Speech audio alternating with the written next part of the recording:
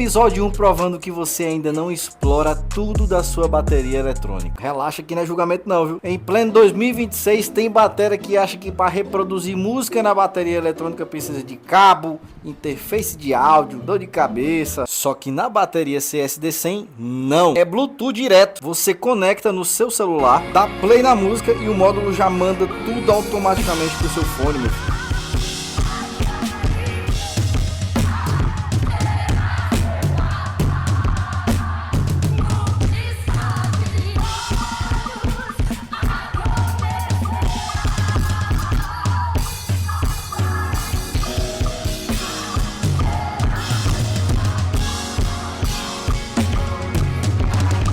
Ou seja, sem fio, sem estresse, sem gambiarra. Só dar play e tocar, meu filho. Curtiu a praticidade, né? Então já marca o bateria para pegar essa bateria aqui, ó. Não, essa não, essa aqui é minha. Vai pegar na loja.